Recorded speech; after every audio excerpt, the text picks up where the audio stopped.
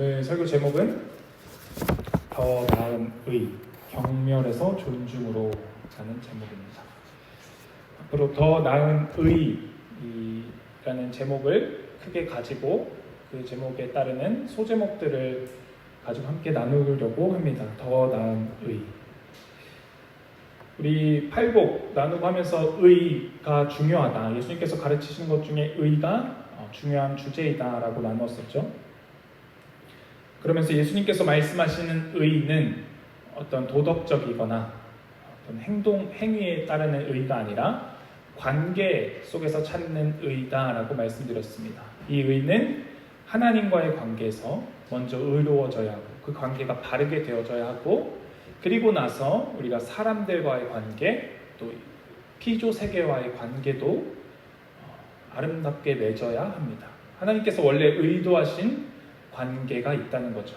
이 관계를 바르게 하는 것이 의로워지는 것이다 라고 나눈 바 있습니다. 그럼 오늘 예수님께서는 이 의에 대해서 어떻게 말씀하고 계시는지, 우리는 더 나은 의로 나아가기 위해서는 경멸이 아니라 존중의 마음으로, 존중의 자세로 나아가야 한다는 것이 무엇인지 깨닫고 주님의 말씀 우리 삶 속에 적용하는 우리 모두가 되기를 바랍니다. 오늘 본문을 나누기 전에 우리 한 가지 먼저 생각해 보고 싶습니다. 우리는 과연 그리스도를 믿고 나서 변했는가? 변화되었는가? 그리스도를 믿는다는 것은 변화가 따라오게 되어 있습니다. 나는 그리스도를 믿고 변화되었는가? 한번 점검해 보기를 바랍니다. 그러면 변화되었다면 무엇이 변화되었는가? 이것까지 점검할 수 있어야 합니다. 우리는 보통 행동이 바뀌면 다 바뀐 것처럼 생각합니다. 행동을 바꾸는 일도 쉽지 않습니다. 행동을 바꾸는 일도 애써야 하고 노력해야 하는 것이 분명합니다. 그런데 행동을 바꾸는 것보다 더 중요한 것이 있습니다. 바로 우리의 마음을 바꾸는 것입니다. 마음을 바꾸는 것은 행동을 바꾸는 것보다 더 어렵습니다. 마음은 그렇지 않더라도 우리는 때로는 누군가에게 웃어줄 수 있습니다. 마음은 그렇지 않더라도 누군가를 위해서 선행을 베풀 수도 있습니다. 그런데 이 마음을 바꾸는 건 더 어려운 일입니다. 마음이 바뀌어야지 우리가 더 깊은 의미의 그리스도인이 될 수 있는 것입니다.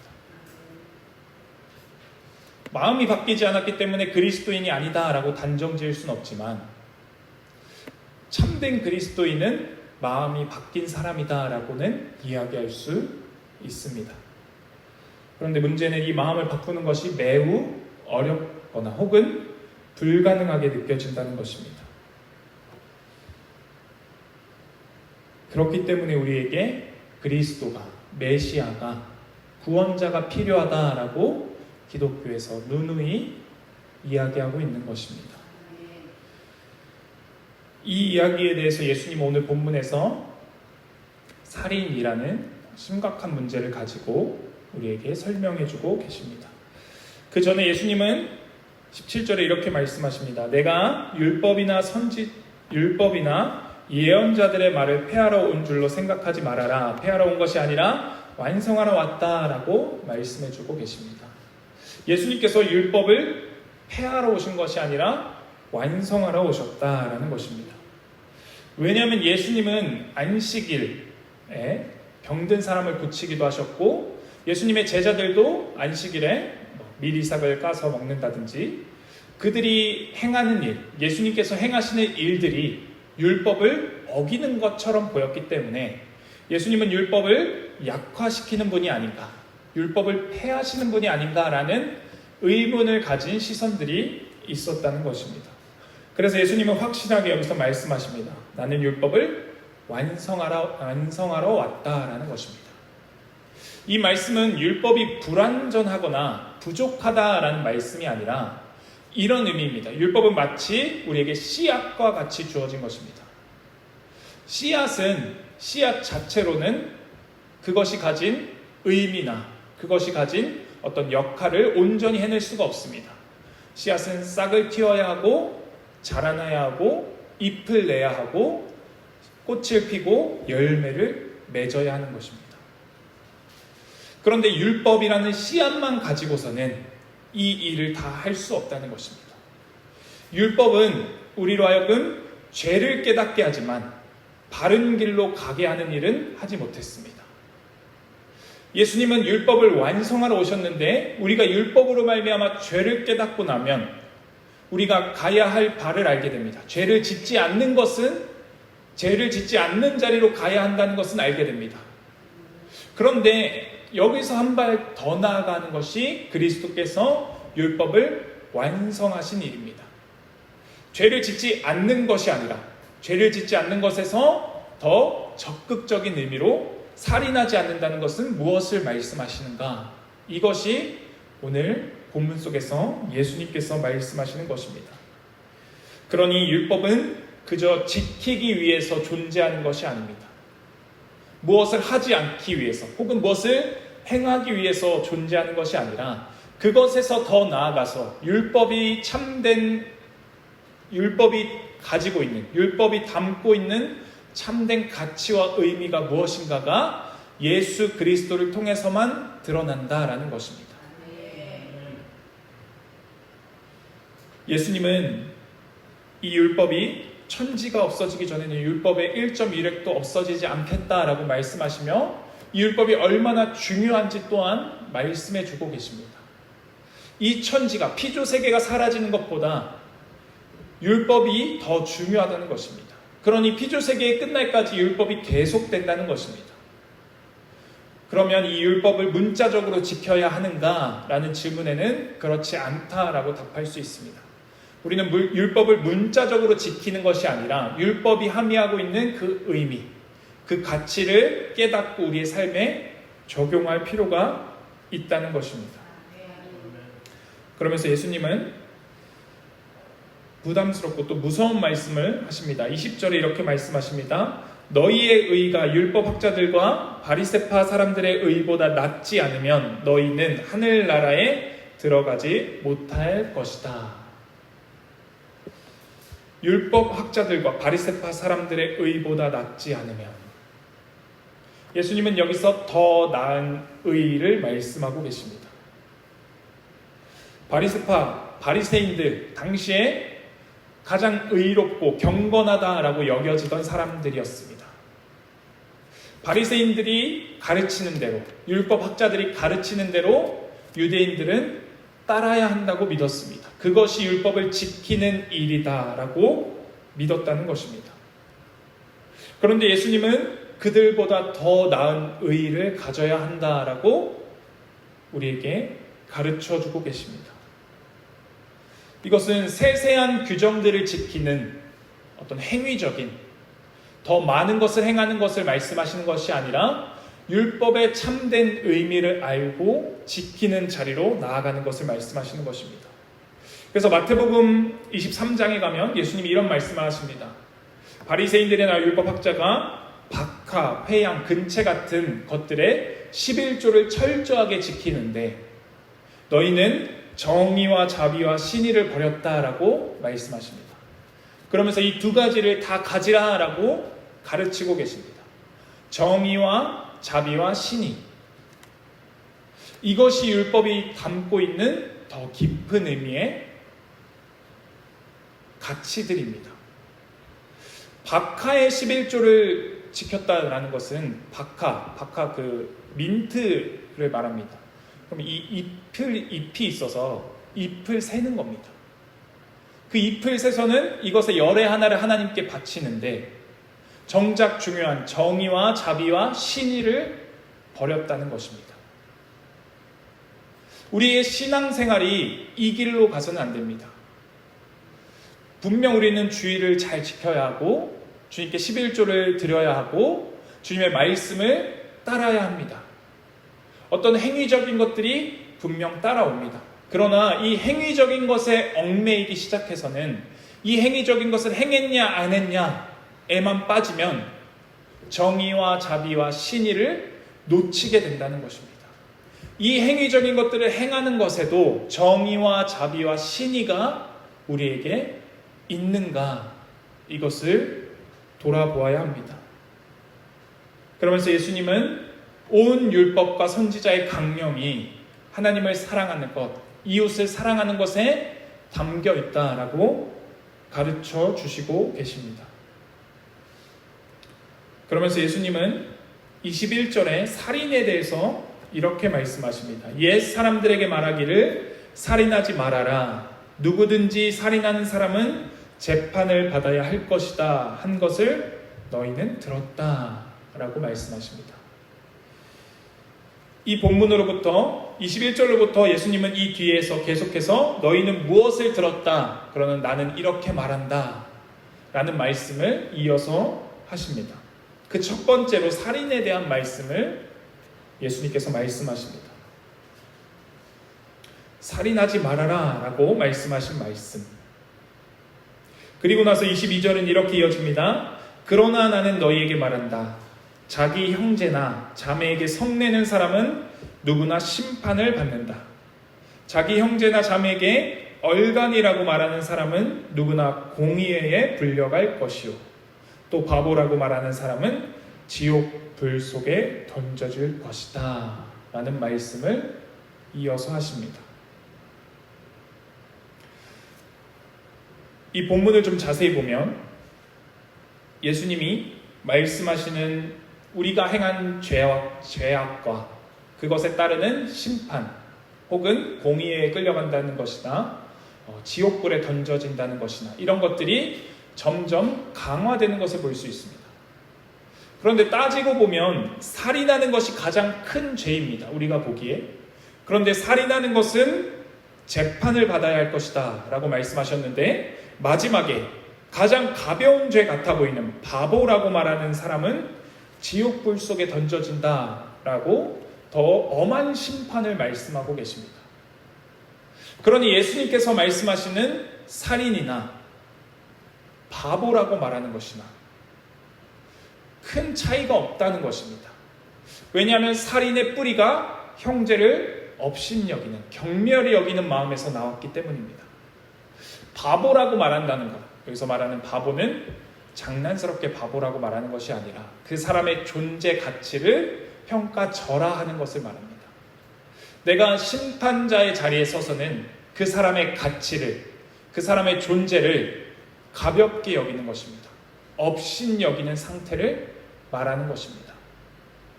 그 존재를 가볍게 여기면, 업신여기면 지옥불에 던져진다라고 예수님이 경고하시는 것입니다. 마치 이거 우리가 그 풍성한 삶의 초대에서 함께 나눌 때 죄에 대해서 정의하면서 죄의 뿌리를 말했던 비유 기억나시나요? 우리는 죄가 열매로 나타난 것만 죄라고 생각합니다. 열매로 나타난 것은 살인, 도둑질, 음해하는 것, 이런 것들. 우리가 죄라고 지적하는 도덕적이고 행동적인 것들을 가리킵니다. 그런 것은 분명히 죄이지만 이 죄의 줄기는 우리 마음속에 있는 죄를 가리키고 있습니다. 우리 마음속에 있는 죄가 밖으로 표현된 것이 열매로 드러나는 죄들입니다. 그런데 그것보다 더 깊은 곳에는, 그 뿌리에는 자기 중심성, 내가 주인된 삶이 죄다라는 것을 정의하고 넘어가는 것을 기억하실 것입니다. 우리의 마음의 뿌리에 무엇이 있는가? 우리의 마음 뿌리는 무엇을 양분 삼고 있는가? 내가 중심이 되어서 내 중심에 나의 것을 위한 것을 위해서 이 뿌리가 양분을 흡수하고 있는가? 아니면 그리스도가 중심이 되어서, 그리스도가 주인이 되어서 우리 마음에서 그분으로부터 공급받고 그분으로부터 모든 것을, 양분을 빨아들여서 열매를 맺고 있는가? 그러니 근본적인 마음의 뿌리가 바뀌지 않고는, 나의 중심됨을 내려놓지 않고는 죄의 열매가 우리에게 맺힐 수밖에 없다는 것입니다. 그 죄의 열매가 살인으로 맺혀질 수도 있고, 상대를 바보다라고, 어리석은 자다라고 말하는 그의 가치를 평가절하하는 죄로 드러날 수도 있다는 것입니다. 이것을 경멸이라는 한 단어로 말할 수 있을 것 같습니다. 우리는 누군가를 경멸할 때가 있습니다. 매우 무거운 단어이고 어려운 단어 같지만 우리는 때로는 쉽게 누군가를 경멸합니다. 이것이 내가 옳아서일 수도 있지만 내가 옳다고 해서 누군가를 경멸할 수는 없는 것입니다. 내가 옳다고 해서 누군가를 살인할 수 없는 것처럼, 그 심판을 하나님께 맡기는 것처럼, 내가 옳다고 누군가를 경멸해서는 안 되는 것입니다. 어쩌면 우리 시대는 이 경멸이 쉽게 이루어지기도 합니다. 특히 요즘엔 인터넷 속에서 익명성을 가지고 우리는 쉽게 누군가를 판단하고 거기서 더 나아가 경멸하기까지도 합니다. 그래서 스포츠 선수들에 대한 악플들이 심하니까 댓글을 막는 방향으로 바꾸기도 했죠. 여러분 댓글에 1희 1비 해보셨습니까? 1희 1비 해보셨나요? 네. 그러니까 댓글을 보면 1희 1비 하게 됩니다. 네. 내 기사가 올라가 본 적이 없으니까 우리가 잘 모르는데, 제가 고등학교 때 방송반을 했어요. 그러면서 이제 재밌는 영상을 만들어서 어떤 사이트에 올렸습니다. 근데 이게 반응이 좀 좋았어요. 댓글이 엄청 많이 달렸었거든요. 그때 저는 깨달았습니다. 사람들이 왜 연예인들이 이것 때문에 그렇게 힘들어하는지 알겠다라고 생각했습니다. 좋은 댓글이 올라오면 기분이 좋아요. 근데 나쁜 댓글이 올라오면 마음이 심숭생숭하기 시작합니다. 그리고는 뭔가 법적으로 문제된다 이런 말까지 있었는데 진짜 큰일 나는 거 아니야? 라는 생각도 들고,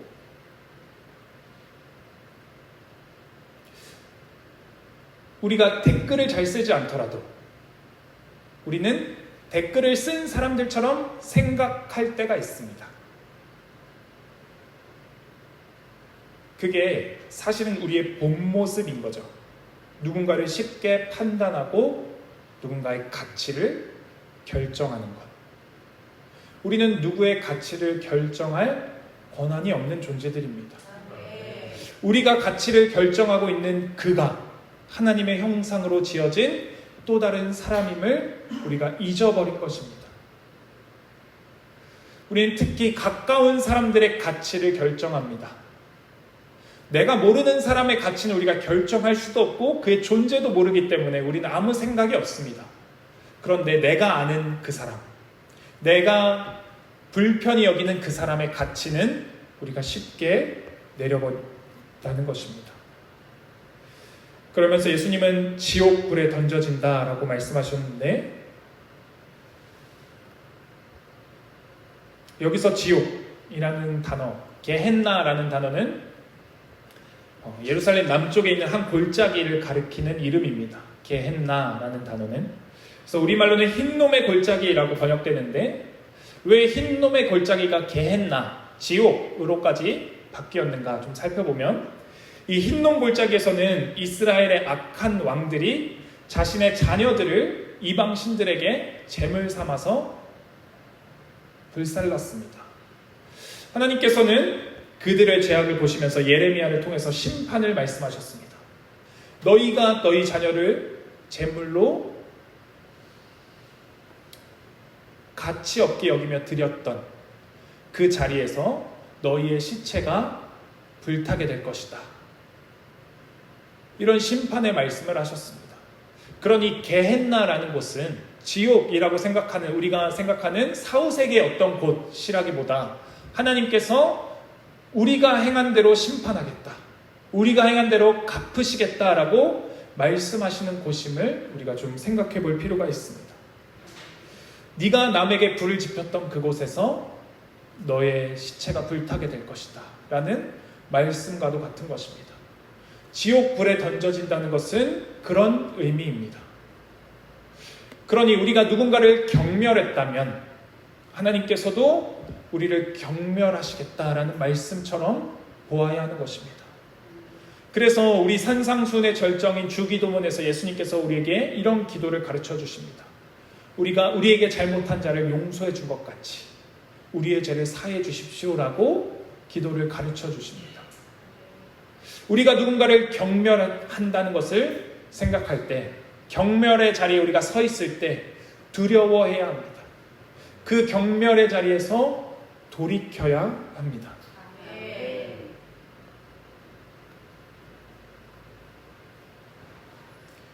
우리 처음에 나눌 때 율법이 무엇을 하지 못하게 하는 것에서 그친다면 예수님은 무엇을 해야 하는가까지 우리에게 가르쳐 주신다라고 말씀드렸습니다. 율법이 살인하지 말라라고 가르쳤다면 예수님은 우리에게 오늘날 상대를 존중하라라고 가르치고 계시는 것입니다. 그를 경멸하지 말아라라고 가르치고 계십니다. 살인하지 않는, 단순히 나는 누군가를 죽인 적이 없어라고 나는 의로워라고 생각하는 것이 아니라 바리새인의 의, 바리새파의 의는 여기에 있습니다. 나는 누군가를 죽이지 않았어. 그러니 나는 의로워. 그러나 예수님은 우리에게 더 나은 의를 말씀해 주십니다. 그 의가 아니라 죽이지 않았기 때문에 의로운 것이 아니라 하나님의 형상을 존중하는 곳으로 가라. 그것이 더 나은 의다라고 오늘 우리에게 가르쳐주고 계십니다. 그러니 사람을 대할 때 존중으로 대하십시오. 경멸의 마음이 떠오를 때 그때 기도하는 겁니다. 주님, 이것이 내 마음입니다. 주님의 마음을 내게 허락해 주십시오. 주님을 의지합니다 라고 그때 기도하는 겁니다. 나로서는 불가능함을 또다시 보고 있습니다. 내 마음은 또다시 요동치고 있습니다. 주님, 주님의 마음으로 존중케 하십시오. 그를 하나님의 형상으로 대하게 하십시오. 그 힘을 주십시오 라고 우리가 기도할 수 있어야 한다는 것입니다. 그리고 해서 예수님은 우리를 화해의 자리로 부르십니다. 23절부터 예수님은 23절, 24절에 우리에게 예배에 앞서 점검할 것에 대해서 말씀하시면서 화해에 대해서 말씀하고 계십니다.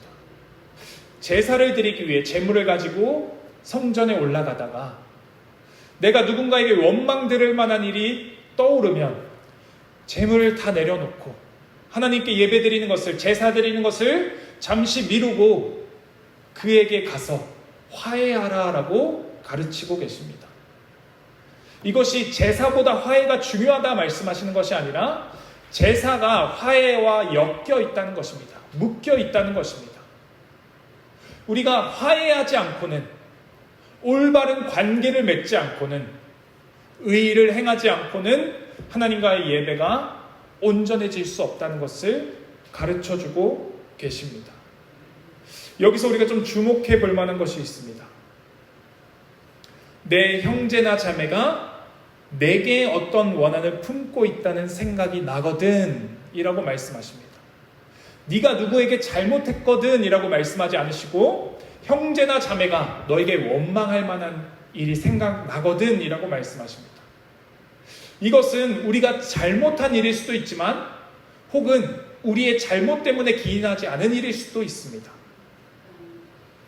상대의 마음을 살피는 것, 상대의 마음을 돌아보는 것, 옳고 그름의 문제가 아니라, 그래서 예수님께서 말씀하신 대로 바리새인들에게, 바리새파 사람들에게 너희가 11조, 박하의 11조는 드리면서 더 중요한 것들, 정의와 자비와 신의를 버렸다라고 말씀하신 것들, 우리가 사람을 대할 때 옳고 그름의 문제로만 대해서는 안 됩니다. 옳고 그름의 기준이 있어야 하는 것은 분명합니다. 하나님은 분명 기준이 있으신 분이십니다. 그러나 우리가 이 기준만 가지고 그 사람을 대하면 정작 정의와 자비와 신의를 잃어버리게 됩니다. 정의와 자비와 신의를 가지고 사람을 대해야 합니다. 그러면 때로는 옳고 그름을 미뤄두어야 할 때도 있습니다.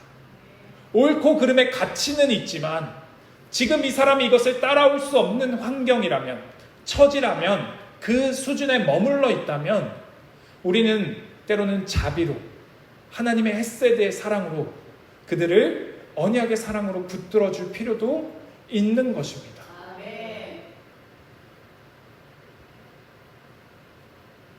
예수님은 이것이 긴급하다라고 말씀하고 계십니다.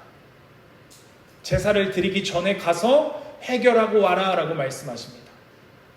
그리고 나서 이 긴급성에 대해서 뒤에 이어서 말씀하십니다. 25절 26절에 너를 고소하는 사람과 함께 법정으로 갈 때에는 도중에 얼른 그와 화해하도록 하여라 라고 말씀하십니다. 법정으로 가는 중에, 법정에서 다툼을 해서 지고 나서 감옥에 갇히기 이전에 너는 그와 화해해라 라고 말씀하십니다. 끝까지 가서 결론을 보라는 것이 아니라 그 전에 관계를 회복하라 라고 말씀하고 계십니다. 우리는 누군가의 관계를 회복하는 것이 중요한 일임을 깨달아야 합니다. 그와 원한을 갖고 그에게 불만을 계속해서 가지고 그를 경멸하며 함께 가서는 안 됩니다. 우리가 함께 가는 것은 그를 돌아보고 그에게 정의와 자비와 신의로 대하는 것입니다. 옳고 그름을 따지는 자리가 아니라 옳고 그름에 분명한 기준은 갖고 있지만 그것을 넘어서서 그리스도께서 이 땅 가운데 임하셨듯이 하나님께서 헤세드의 사랑으로 이스라엘이라는 민족을 끝까지, 아니 인류를 끝까지 하나님의 품으로 품으셨듯이 하나님의 오름의 기준으로 우리를 대하셨다면 우리는 지금까지 이어지지 못했을 것입니다. 우리에게 그 정의, 그 사랑, 그 신의가 있어야 합니다. 그러니 이 화해를 위해서 대화하십시오. 대화는 정보 전달이 아닙니다. 대화는 내 뜻만을 말하는 것이 아닙니다. 상대의 이야기에 귀 기울여 주십시오. 상대가 아프다고 하면 그의 아픔을 헤아려 주십시오. 그게 뭐 아파? 그게 뭐가 힘들어? 라고 말씀하지 마시고 그의 아픔에 동참하십시오. 그것이 그리스도께서 우리를 위해서 해주신 일이 아니십니까?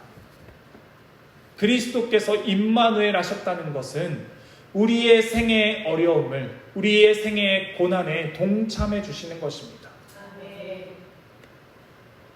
그러니 경멸하는 마음을 내려놓아야 이 대화가 성립될 수 있습니다. 경멸의 마음을 내려놓아야, 그를 존중해야 우리가 대화할 수 있습니다. 다시 마음의 문제로 돌아갑니다. 경멸의 마음을 내려놓고 존중한다는 것은 우리의 마음, 우리의 근원, 우리의 뿌리가 바뀌는 것입니다. 이 뿌리가 바뀌지 않고는, 이 뿌리가 흡수하는 그 양분이 바뀌지 않고는 우리가 맺는 열매도 달라지지 못할 것입니다. 죄의 열매를 맺고 있다면 내가 살인하지 않았으니 죄가 없다라고 말씀하지 마시고, 내가 누군가를 경멸하고 누군가를 판단하고 있으니 내가 죄인임을 깨달으십시오. 그 깨달음 속에서 내 마음이 바뀌어야 한다라는 것 또한 깨달으십시오. 그리하여 그리스도를 양분 삼으십시오. 그리스도를 주인 삼아야지 가능한 일입니다. 화해한다는 것은 대화로 할 수 있습니다. 대화한다는 것은 우리의 마음이 바뀌어야지 가능합니다. 문제는 마음을 바꾸는 일이 불가능에 가까워 보인다라고 나누었습니다. 이 일을 그리스도께서 행해 주십니다. 우리의 마음을 바꿔 주십니다. 그리스도가 계시기에 가능합니다. 우리는 수없이 실패할 것입니다. 또다시 누군가를 경멸하는 그 자리에 설지도 모릅니다. 누군가를 판단하는 그 자리에 서고 있을지도 모릅니다. 그때 돌이켜야 하는 것이 우리가 그리스도께로 돌이키는 것입니다. 그리스도께로 돌이키셨습니까? 그리스도께로 돌이키고 계십니까? 아니면 나 혼자 그 옳음을 향해서, 그 의로움을 향해서 행하고자 박하입만 세고 계시진 않습니까? 아니면 나는 살인을 하지 않았으니 나는 의로운 자다라고 착각하고 계시진 않습니까? 율법을 완성하러 오신 그분께서 우리 또한 완성하실 것입니다. 아멘. 연약한 우리를 만들어내고 계십니다. 망가진 우리를 고쳐내고 계십니다. 아멘. 그분을 의지할 때 우리가 비로소 화해의 자리로 나아갈 수 있게 됩니다. 아멘. 경멸이 아니라 존중할 수 있는 자가 됩니다. 아멘. 그리스도께서 보여주셨던 그 사랑에 먼저 감동되십시오. 감화되십시오. 아멘. 그 사랑으로 말미암지 않고는 우리가 변화될 수 없습니다. 사랑이 무엇인지도 깨달을 수 없습니다. 그분께서 우리에게 그 사랑을 보여주셨으니 그 사랑을 따라서 그리스도를 의지하여 하나님의 사람으로 변화되는 우리 모두가 되기를 바랍니다. 아멘. 기도드리겠습니다. 하나님 아버지, 주님은 우리에게 새 창조를 행하고 계심을 봅니다. 우리는 새 창조가 아니고서는 아름다움을 열매 맺을 수 없는 병든 나무와도 같습니다. 주님께서 우리의 근원, 우리의 뿌리, 그 마음을 바꾸어 주사 그리스도를 닮은 마음이 되게 하여 주시옵소서. 그리하여 우리 행위에 집중하지 않게 하시고 옳고 그름에 집중하지 않게 하시고 하나님께서 그것보다 더 크게 일하셨던 하나님의 정의, 하나님의 자비, 하나님의 신의를 보게 하여 주시옵소서. 그리하여 우리가 누군가를 대할 때 경멸의 마음은 내려놓고 존중의 마음으로 대하게 하시고 그를 살려내는 그와의 관계가 회복되어지는 화해케 되는 우리 모두 되게 하여 주시옵소서. 그 내 근원이신 예수 우리 주의 이름으로 기도드립니다. 아멘.